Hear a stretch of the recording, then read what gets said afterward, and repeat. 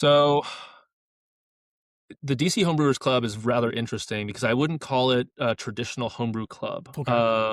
It's and this is something that I didn't learn until I started joining and learned how different it was than the other homebrew club. So DC Homebrewers Club is they do have monthly meetings where you have the opportunity to come Mhm. on and drink beers and share beers and compete, give your beers to other people, which is fantastic. And that's actually when I first started going to DC Homebrewer Club meetings.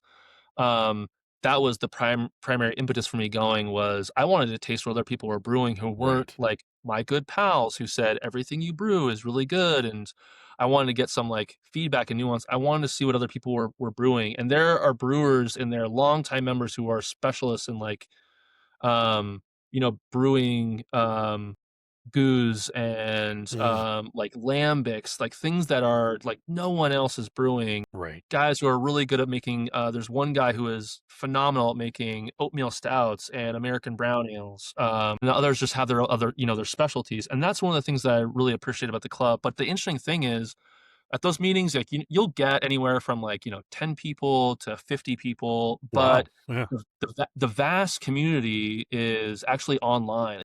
There's a massive listserv and there's a Facebook group that I Mm. think has about 1,000 to 500, 1,000 to 1,500 people, and a lot of the information sharing is being done on there.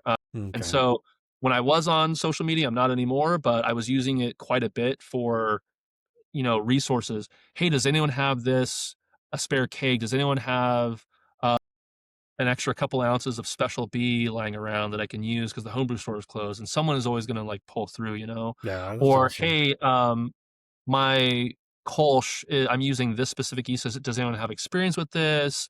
What fermentation profile do you suggest for this type of thing? Mhm, mhm. And letting me know about that. And that's where I found it really, really useful. And there are like a core group of individuals within DC homebrewers who, Mhm. even off to the side, I'm texting with constantly, That's dropping awesome. by their house, talking to them and seeing what they're doing. Mhm. And that's the part of the community that I really value, especially the guys that are pretty serious about competing and have the ability to do that. I'm always trying to track where they're competing, what they're brewing, Right. and I want to hear the feedback that they're getting Mm. as well. Because Okay.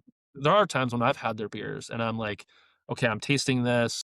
What are the judges saying about it? And the judges might say something really different, and it's something that I didn't pick up, the brewer didn't pick up, but it's something that's like maybe if we revisited this or like retasted this, like we could pick that stuff up, especially when you're sending it to the bigger competitions with the heavyweight judges. Right. Yeah, no,